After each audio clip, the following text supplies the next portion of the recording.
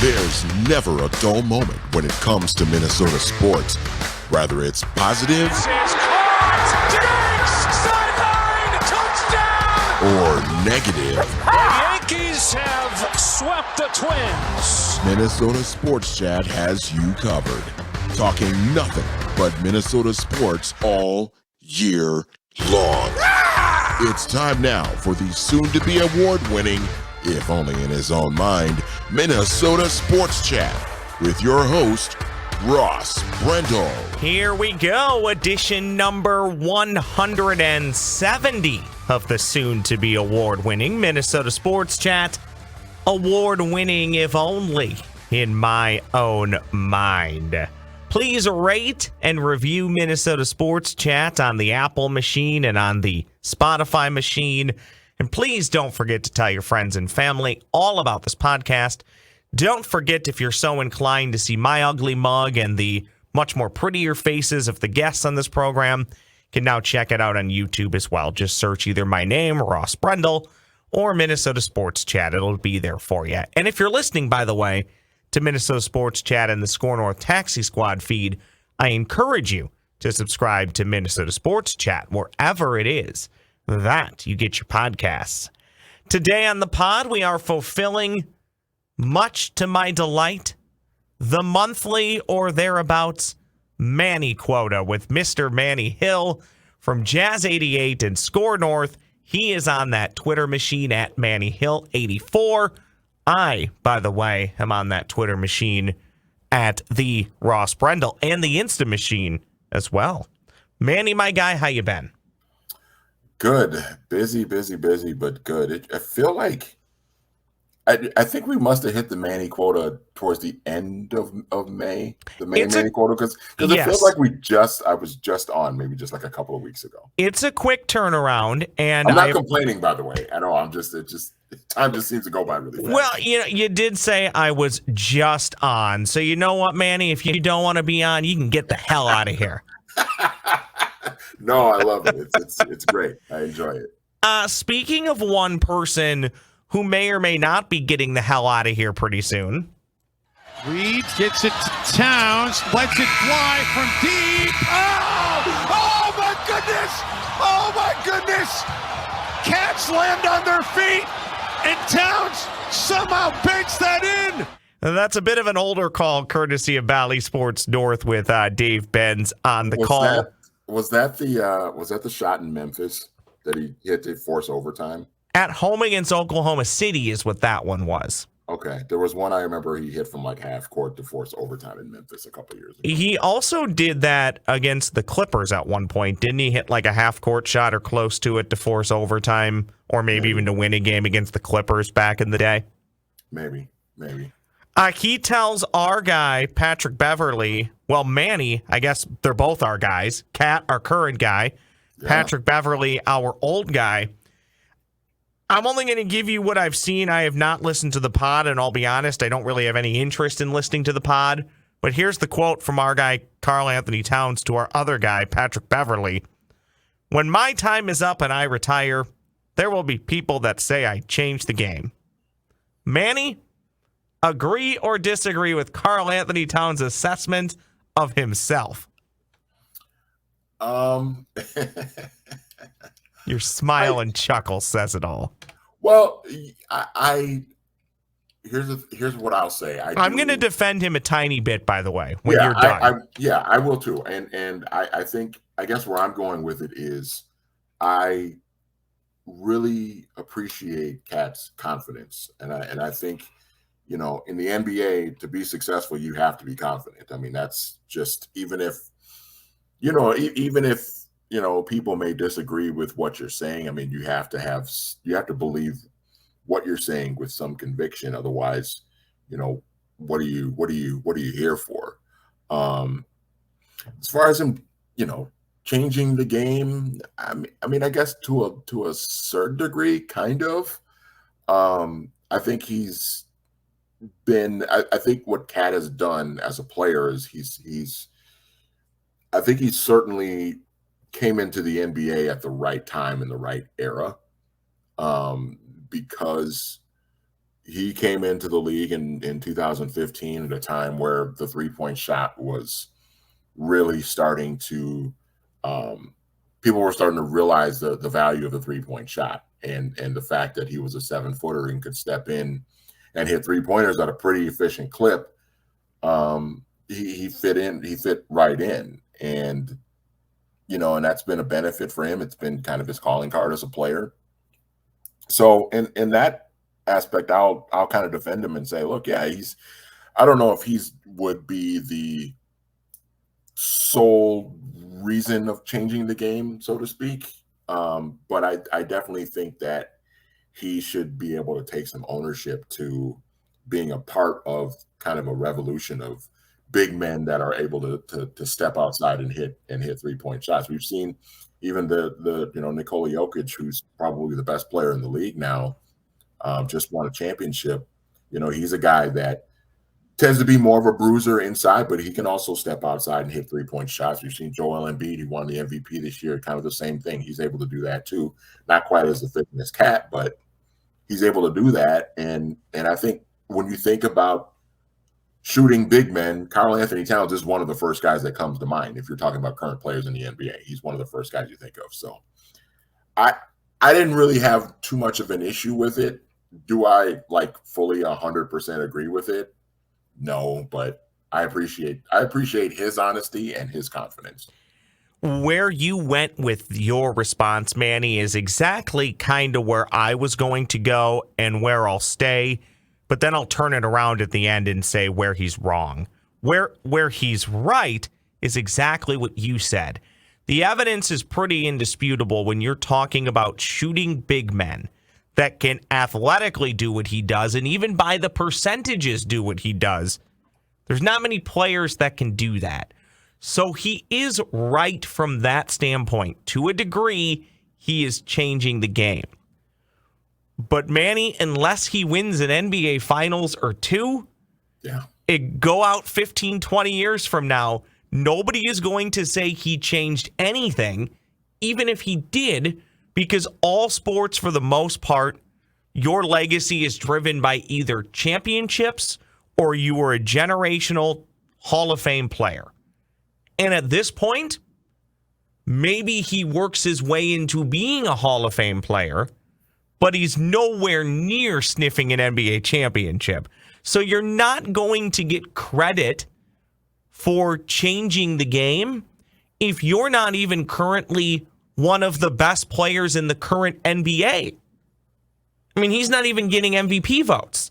So how can you go down in the history of being this, is transcendental the right word, that has changed the game? You can't until you start doing those things, whether they're with the Minnesota Timberwolves or with another team. So that's where I'm not buying it. I will say in today's world, and I did the exact same thing, but I was honest about it. I didn't listen to the entire thing. I'm only going with the quote that pretty much everybody is running with. And this quote, by the way, also comes on the heels of Towns being basically showing that one day he could hold elected office when he tweets out, "The rumors about me with the Timberwolves are only as true or untrue as Minnesota makes them out to be." How political of an answer is that? So he should have pulled the Stephon Diggs. There's truth to all rumors. There's truth to all rumors. Which is a great all-time quote from Stephon Diggs. No, it is, and we don't have to get into it, but Stephon going through his own thing, whatever it is, with the Buffalo Bills right now. Yeah. Shocked, I say, Manny. Shocked, I say. But, Towns continues to be, again, I want it to work here. I'm not convinced it's going to work here. When the season ended, I think I told this to Doogie, I think he'll be traded. Doogie said, yeah, I can buy that, but I still think it's likely going to be next year. I don't know if things have changed since then. We've seen reports on the interwebs that there are people that think he'll be traded within the next few weeks, and that's kind of where I want to go now. Yeah. Where do you think Karl-Anthony Towns is playing next year, Manny? I'm going to stick with my gut reaction after the Timberwolves season that they're going to find a way to move on from him. And it's not necessarily a full indictment on him. It's a realization of where they're at cap-wise, that you can't just have so many players making really good money the way that the NBA cap is going to be constructed in the next year or two. Yeah, I mean, the way things are set up, with the CBA kicking in, the new rules, the NBA is trying really hard to make sure that like teams are not able to form the super teams, the 73 Golden State Warriors, or 73 when Golden State Warriors signed. Thank goodness, Manny. Thank goodness. Yeah. This has Although, been. Can I? I'll hop in really quickly. Sorry. You know I'm bad at that. Sorry. This has been very refreshing for me. As much as I don't want to cheer for anything Wisconsin. But to see the Toronto Raptors, Milwaukee Bucks, and Denver Nuggets all win finals in the last handful of years is great for me, because what was my big complaint to you, Manny, that I used to always give you? You can look back 30 years and find 8 champions, right? At least now it's leveling the playing field, where if the Timberwolves could just get out of their own way with their own organizational ineptitude, I don't feel like it's impossible anymore for them to win an NBA Finals, where 15 years ago I would have said, no, the deck is stacked against them and 25 other teams in the league. Yeah, and that's going to change, and we've even seen it. To your point, we've seen it in the last couple of years with the Bucks winning and Denver winning the other night, and the different teams. You mentioned Toronto. The league is putting rules in place to try and keep that from happening. Now, I will say, the Warriors super team was a very unique circumstance. The Warriors got very lucky to be in the position that they were in, because they got Steph Curry on a very cheap, team-friendly contract at that time. And so because of that, they had the cap space to go and get Kevin Durant. If Steph would have been making what he probably should have been making at that time, what he was worth, the Warriors probably wouldn't have had the cap space to even sign KD, which, would have been interesting to see what would have happened with him at that time. But to your overall point, though, yeah, the league is making it difficult for teams to be able to have 3, 4, 5, super expensive players on your roster. And so the Wolves are going to have to figure something out. If it's not going to be trading Cat, it's going to be, they have to figure out what they're going to do with Rudy Gobert. If it's not Rudy Gobert, then you're running the risk of having to say goodbye to potentially a Jaden McDaniels type of player. I certainly don't think that they want to be on board with moving on from Anthony Edwards. I mean, that would just be foolish at this point. So, yeah, they got to figure something out. Cat's contract is going to kick in. His new Supermax contract is going to kick in after this coming season. He's going to be making upwards of $50 million a year.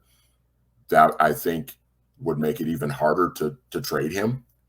So, if the Wolves want to run this thing back, which we have heard rumblings that they want to do that, it's going to be – they're going to have to make a decision at some point, because this is just, to your original point, this is just not going to be a feasible thing for them to do going forward. Darren Doogie Wolfson, when he joins this podcast, he's dropped this line a few times, and I love it. And he says this in reference to when he's talking to maybe agents, could be general managers, and I guess to a degree reporters, is, why is this person lying to me? Like, that's what he always thinks when people are talking to him.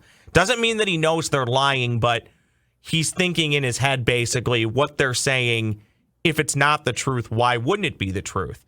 And when you hear all these rumblings, I saw Johnny K tweet it out, and some other people have had it too, the Wolves' desire is to run it back.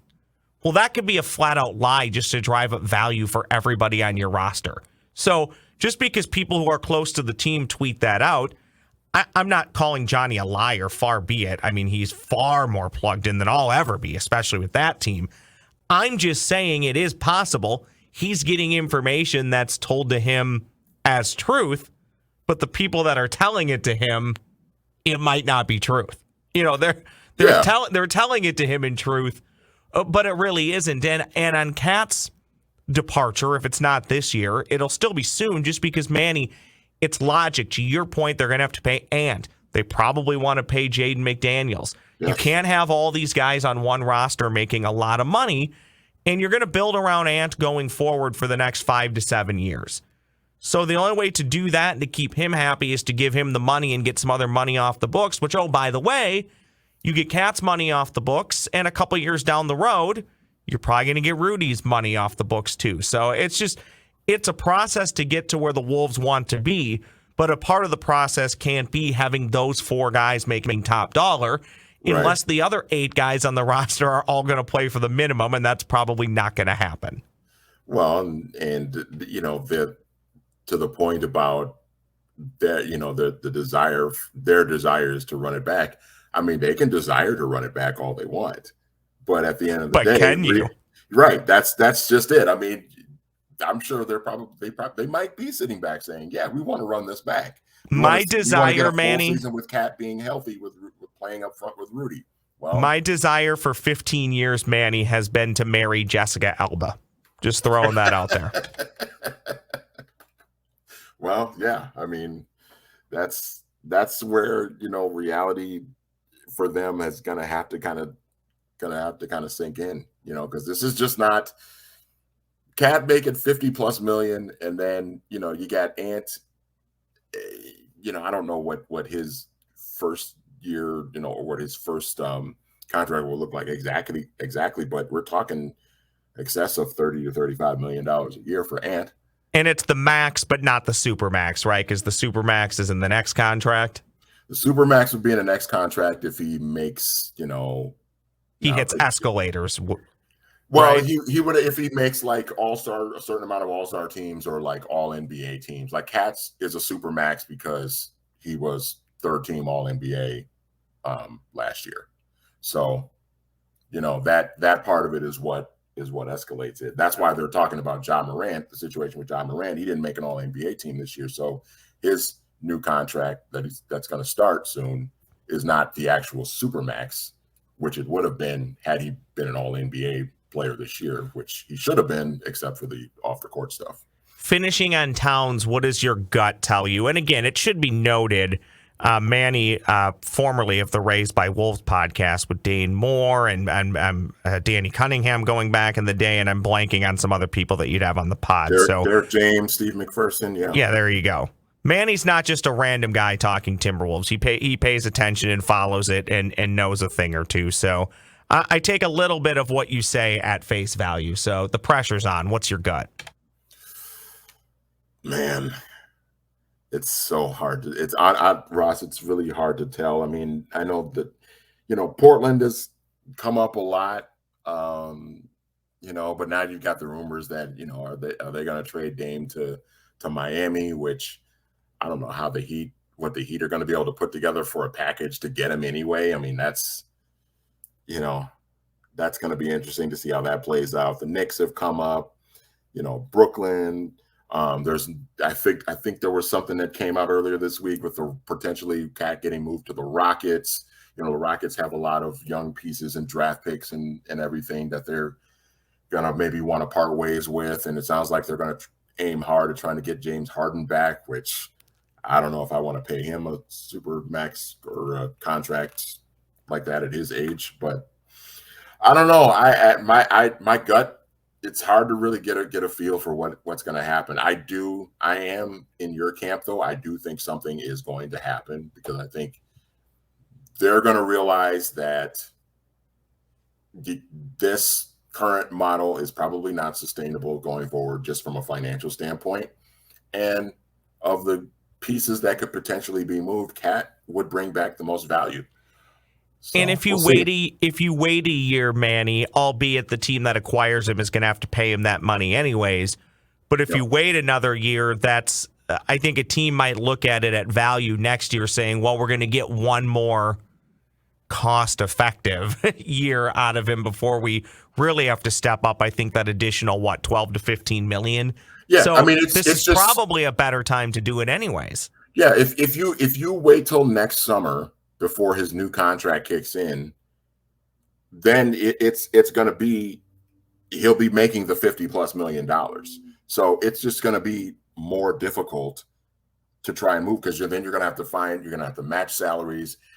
You're adding, another, I don't know, $14-15 million to the table that you have to kind of account for when you're making a deal like that.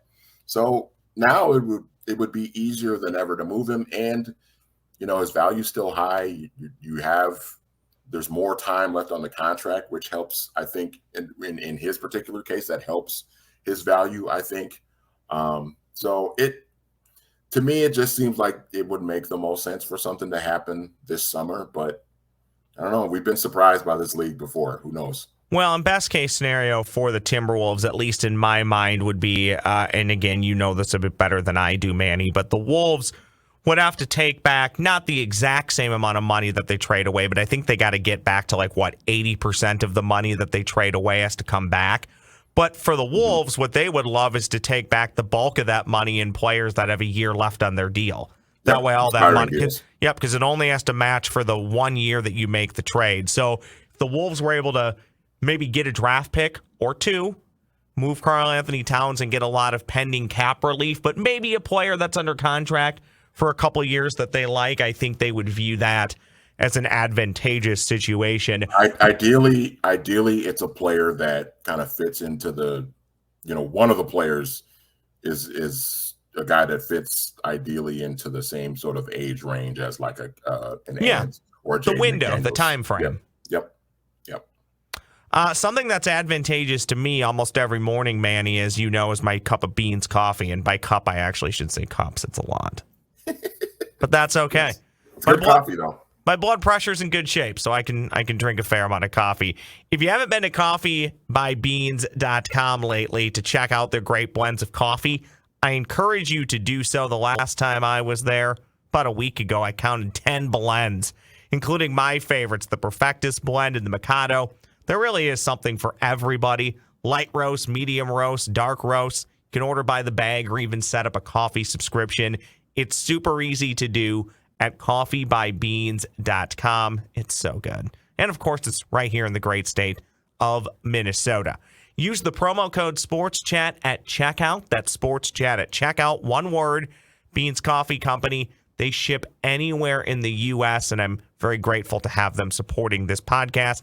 And they ship anywhere in the U.S. for free on orders of over $35 or more. Visit coffeebybeans.com. That's coffeebybeans.com. Use the promo code SportsChat and get yourself some delicious coffee. Well, Manny, it only took into mid-June.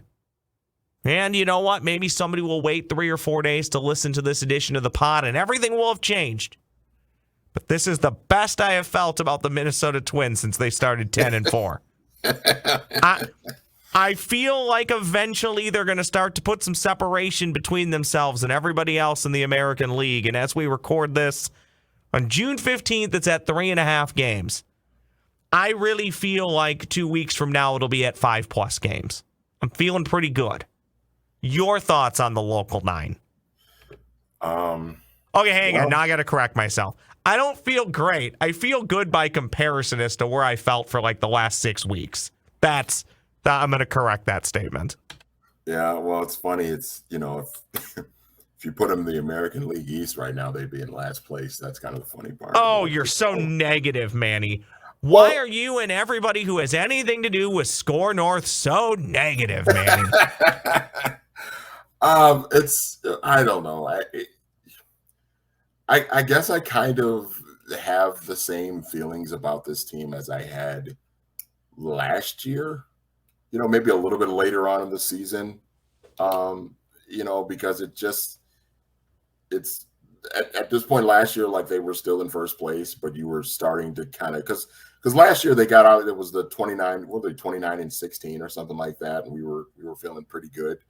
And then it just that was kind of the beginning of when things started to kind of unravel, and they had some injuries and everything that played a huge part of that. But you got to about the halfway point of the season, it was just this is just not, even if they hang on and win this division, it's not going to be a team that does much. Well, and the pitching was the starting pitching was atrocious. You basically had 2.5 guys that were major league pitchers. Yeah, and now this year, I kind of have the same feelings, Ross, but for opposite reasons. It's you feel good about the pitching, but now it's just the lineup. You just don't really know what you're going to get out of this lineup, and you don't know how healthy they are.